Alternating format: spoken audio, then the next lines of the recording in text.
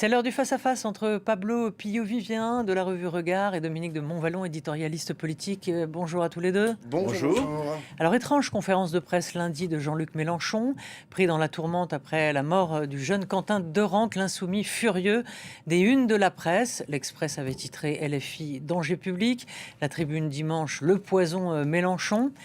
Et il a convoqué lundi des médias numériques et alternatifs, excluant Le Monde, l'AFP, Agence France Presse, TF1, Libération. Et Reporters sans frontières s'est indigné et estimé que Jean-Luc Mélenchon portait atteinte au droit de l'information des citoyens. Donc effectivement, on peut se poser la question, drôle de méthode. On sélectionne, on trie les journalistes qui ne sont pas d'accord avec vous, en tout cas, qui ne vont pas vous faire de cadeaux, mais qui vont faire leur métier de manière la plus objective. On peut se demander alors pourquoi pas les embastiller si on va un peu plus loin. Non, là, c'est Non, quand même je sais, peu c'est fort un de trait café, d'humour. c'est aller un peu loin, tirer des fils de la pensée de la France Non, Insoumise mais de Jean-Luc Mélenchon, vous voyez ce que je un peu veux trop dire, avant. Oui, Or, mais il y a une réalité. Il y a une première chose qui est une réalité, c'est que la presse est particulièrement peu amène vis-à-vis de Jean-Luc Mélenchon et des Insoumis. Et mais elle l'est lorsque... enfin, elle l'est pas plus avec si, X ou si. Y. Bah, là, par exemple, je vous prends un exemple. Ouais. La semaine dernière, vous avez Marianne, qui est un média qui se réclame, je ne sais pas s'il se réclame encore de la gauche, Marianne qui fait une tribune, qui fait une où on voit Jean-Luc Mélenchon, Rima Hassan et Raphaël Arnaud avec écrit « Les nouveaux fascistes », qui barre anti. D'accord ? Cette semaine, ils font une avec François Ruffin, avec écrit « Lui président », où il y a François Ruffin qui est drapé dans le drapeau français. C'est-à-dire qu'ils choisissent qui ils encensent et qui ils détruisent. C'est leur droit le plus absolu à Marianne. Alors, oui. Le problème, c'est que vous avez dit, en fait, quand vous voyez toutes les unes, tous les articles, toutes les chaînes d'information en continu qui tombent à bras raccourcis sur Jean-Luc Mélenchon et la France Insoumise, oui, il y a un contexte. Je dis pas que genre c'est pas ok. Enfin, chacun fait ce qu'il veut, chacun a sa ligne éditoriale et taper sur la France Insoumise et Jean-Luc Mélenchon, c'est leur droit le plus absolu. Ensuite, du coup, il répond et c'est là qu'on peut se poser la question. Et moi, je souscris totalement au communiqué de Reporters sans frontières, mais aussi de la SNJ CGT, qui disent il y a un problème en fait d'accès à l'information. Il y a un problème. Déjà, je pense qu'il y a un problème chez Jean-Luc Mélenchon de conception de comment se construit l'information. Qu'est-ce que sont les médias? Lorsqu'il invite ce qu'il appelle les médias alternatifs et qu'il refuse l'accès aux médias traditionnels, aux médias plus anciens, aux médias structurés, aux médias pluralistes, avec des grosses rédactions, je pense qu'il fait une erreur. Je pense qu'il n'y a pas à vouer aux gémonies de je sais pas quoi, à ces hégémonies en tout cas, de toute la presse qui soi-disant l'accable parce qu'elle fait des enquêtes sur lui et ne prendre, parce que moi j'ai écouté la conférence de presse et c'est vrai que c'était très flagorneur. Les questions qui lui étaient posées étaient souvent à base de monsieur Mélenchon, vous qui êtes si important dans le moment, vous que Donc nous c'était quoi le admirons, Soviet suprême? C'était pas Soviet suprême, c'était des médias, c'était des influenceurs. La presse amie, comme on disait, du temps du exactement. FN. C'est la presse amie. Alors. Mais du coup, la conférence de presse n'était pas très intéressante. Et les questions qui lui ont été posées, nonobstant certaines, par exemple par le journaliste de Blast, qui lui vient d'une vraie rédaction, c'était pas des questions qui étaient très, qui apportaient de l'eau au débat, pas très construites. Alors Dominique, là-dessus, vous allez nous éclairer. D'abord, je donne mon premier sentiment, c'est que globalement, si on reste sur plusieurs années, sur plusieurs mois, sur plusieurs semaines, Jean-Luc Mélenchon n'a pas à se plaindre de la façon dont la presse couvre ses prises de position, ses engagements et éventuellement ses polémiques. C'est pas un martyr de la presse, c'est pas quelqu'un qui est marginalisé. Il faut quand même garder, de mon point de vue, un peu parce que je tiens pour du simple bon sens, d'un simple constat. Deuxièmement, il s'est quand même passé avec l'assassinat de ce jeune homme à Lyon, il s'est quand même passé des choses qui posent problème pour tous, pas seulement pour Jean-Luc Mélenchon, mais aussi pour Jean-Luc Mélenchon et son équipe, et des événements sur lesquels il ne s'est pas, jusqu'ici, même s'il a commencé à le faire là, il ne s'est pas réellement prononcé. Qu'est-ce qu'il pense de la présence en son sein, dans le groupe LFI, C'est justement de faire diversion pour ne pas avoir à dire C'est pour ça qu'il y a cette Alors, inversion alors, je vais accusatoire. le dire autrement, et du coup, je renvoie la balle je vous taquine, à Pablo pour qu'il me contredise, mais ça ne m'ébranlera pas. La façon dont Jean-Luc Mélenchon a parlé de la presse, même si la presse et les journalistes doivent être critiqués, peuvent être critiqués, ce sont pas un statut à part, etc. C'est absolument grotesque. C'est grotesque. C'est quelque chose qui date de Mathusalem. C'est pas la modernité parce qu'on dit que les médias nouveaux viennent. Pablo, je vous mets. Vous êtes plus jeune que moi. Et ô combien, faites attention de ne pas tomber dans certains pièges. Il n'y a pas les médias nouveaux qui disent la vérité, l'approche, etc. Et les médias anciens qui... Tout le monde doit être mis en face de ses responsabilités. Ça peut réserver dans un sens ou dans un autre des surprises. Mais attention. Ce qu'a fait Jean-Luc Mélenchon, et derrière, on va peut-être en parler, Sophia Chikirou. Alors oui, on va en parler. Bah oui, attendez, voilà, ça éclère le Mélenchon. Eh ben, c'est grotesque. C'est grotesque et même scandaleux.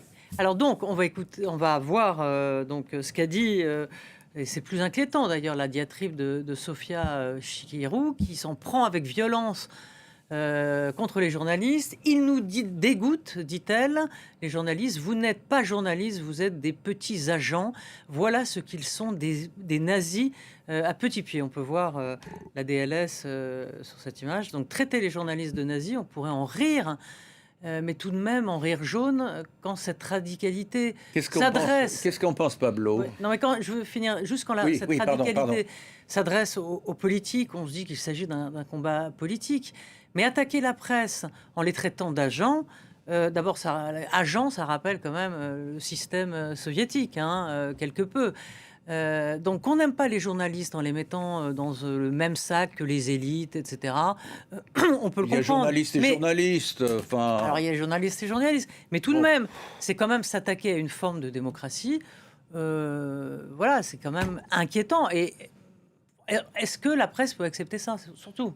Alors, d'abord, les arguments, je vais recontextualiser, mais je dis pas que je suis d'accord avec ce qu'a dit Sophia Chikirou. Enfin, si vous voulez, après je développerai. Mais d'abord, les Insoumis se sont défendus en disant, lorsqu'elle parle des nazis au petit pied, elle ne parlait pas des journalistes, elle parlait des députés du Rassemblement national qui, sans cravate, à l'Assemblée et qui vont sur les plateaux télé. Voilà.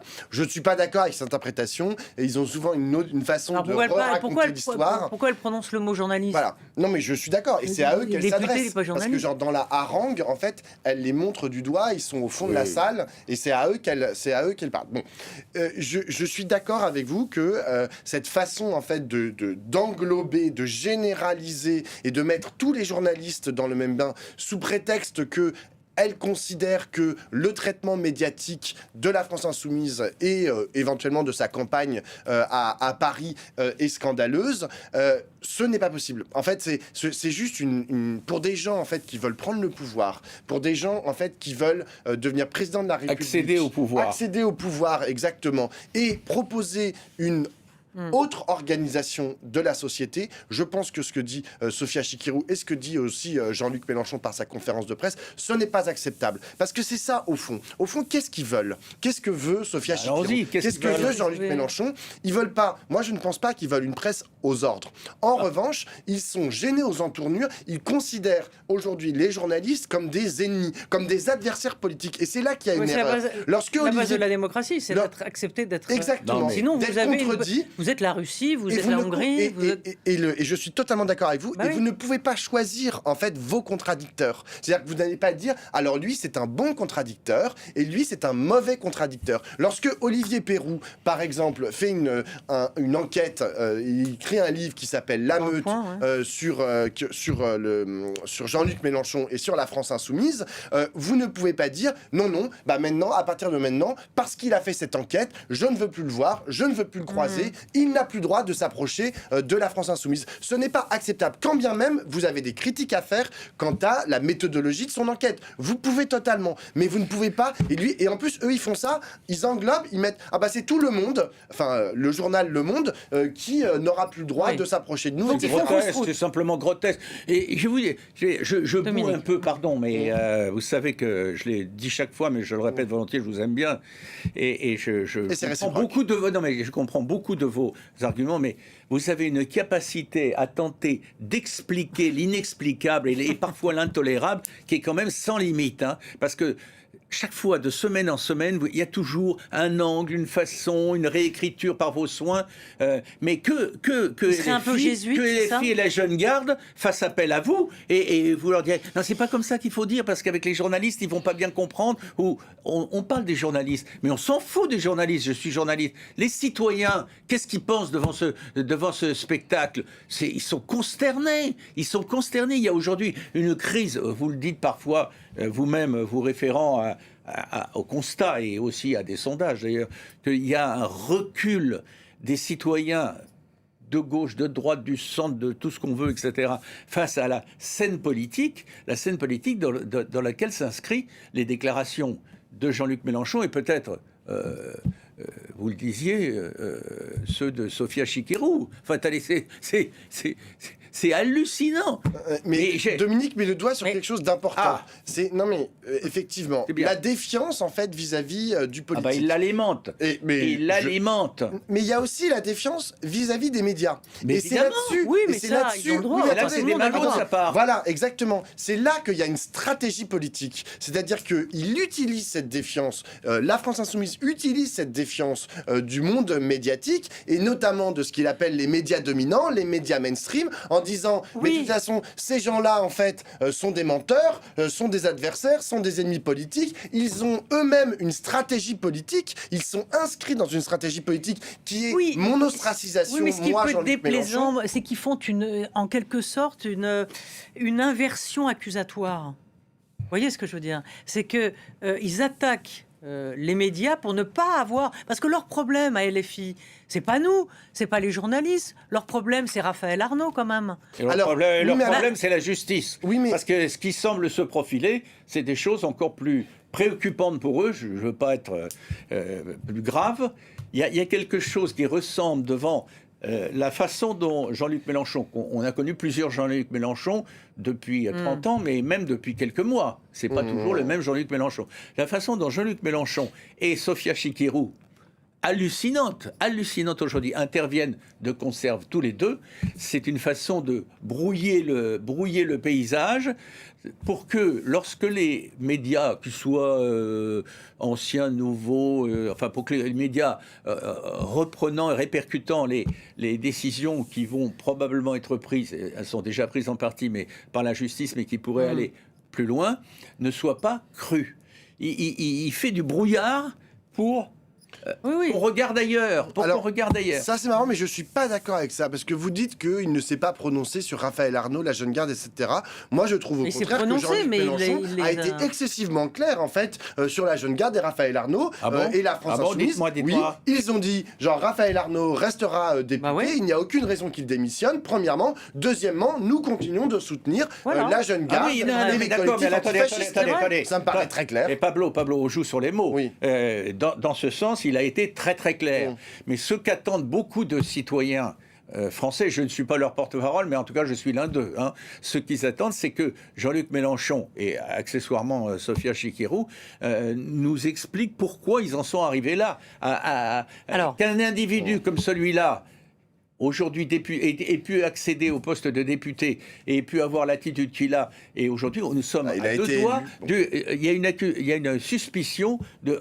Mais seule la justice le dira, de reconstitution de ligue dissoute de la jeune garde. On verra ce qu'en dit la justice. Pour l'instant, la jeune garde, qu'est-ce que vous en pensez, cher Pablo? Ça, c'est un autre sujet. Je veux bien parler de la jeune garde. Non, moi, j'ai plutôt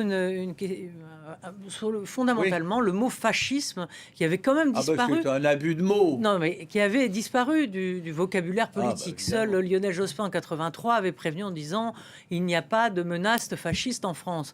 Alors pourquoi ce mot est banni depuis les années, on va dire 68, avec les maoïstes de la gauche prolétarienne, ou même on se souvient du slogan CRS-SS, redevient un argument de défense, c'est-à-dire combattre les fascistes est devenu l'antifascisme, donc qui est une forme de marqueur de la gauche radicale. Donc, ce mot redevient central en quelque sorte. Oui, il redevient central parce que le mot fascisme redevient aussi central dans une certaine mesure dans le monde entier. C'est-à-dire que quand vous voyez les mouvements en fait d'attaque, en fait, il faut savoir qu'est-ce que ça veut dire le fascisme. Et une des définitions, bonne remarque. Voilà, une des définitions du fascisme, c'est de dire ce sont les gens qui s'attaquent à le aux lumières, c'est-à-dire de dire ceux qui s'attaquent à l'égalité, à la tolérance, ceux qui pensent qu'il faut un régime avec un homme fort à sa tête, etc. Mais alors, vous voyez Mélenchon que, est un fasciste. je je comprends pas d'après votre définition. Non, je ne vois pas en quoi il s'inscrit en faux. Je ne vois pas en quoi. Oui, mais c'est pas que un mode de gouvernement. Le fascisme, c'est aussi une opposition aux lumières, c'est-à-dire à la tolérance et à l'égalité. Oui, mais dites pas. Non, mais d'accord. C'est très important. Or aujourd'hui, vous avez des régimes entiers en fait qui sont tombés de ce côté-là. Je veux dire, de Donald Trump au mollah iranien en passant par Vladimir Poutine, ce sont des gens qui ont une pensée ethnosociale de leur pays, qui veulent le pouvoir juste pour eux-mêmes, qui bâillonnent leur opposition, une autocratie, mais sur des bases ethnico-religieuses qui font penser qu'on peut rapprocher au fascisme. À l'intérieur, ça c'est pour l'extérieur, à l'intérieur de la France, vous avez aussi des mouvements qui sont les héritiers directs du fascisme. Enfin, je veux dire, le Rassemblement National, auparavant le Front National, on peut discuter de savoir s'ils sont encore les héritiers, je sais pas quoi, mais enfin, ils sont des directs héritiers des fascistes des années 30. Et d'ailleurs, ça continue d'être leur projet. Leur projet est une opposition aux Lumières. Ils ne veulent pas l'égalité universelle. Dominique. Ils ne pensent pas qu'il y a une égalité universelle entre les êtres humains. Donc je pense qu'on peut les appeler fascistes. Donc moi, je trouve ça normal qu'il existe aussi un antifasciste. Donc il y a une ivresse antifasciste qui revient... Non, mais attendez. Je note à quel point Pablo se passionne et intervient avec volubilité et un certain talent, mais qui ne me convainc pas, hein, dès lors qu'il est question de fascisme. Qu'il y ait toujours dans une société un risque extrémiste et éventuellement fasciste, oui, pourquoi pas. C'est pas du tout la réalité d'aujourd'hui en France. C'est pas du tout la réalité d'aujourd'hui en France. Un point de vue, ça. Et donc il y a une invention, parce qu'on parlait parce que le RN se rapproche du pouvoir. On a parlé de Sofia Chikirou qui qualifie les journalistes de nazis au petit pied, et on a parlé de Mélenchon qui veut trier entre les catégories de journalistes. Bon, qu'on se calme. Moi, j'espère que les Français, immensément plus nombreux, qui souhaitent autre chose que les deux extrêmes, trouveront à qui parler dans les années qui viennent. Merci à tous les deux pour ce débat enflammé, brûlant. Merci à tous les deux et à très vite.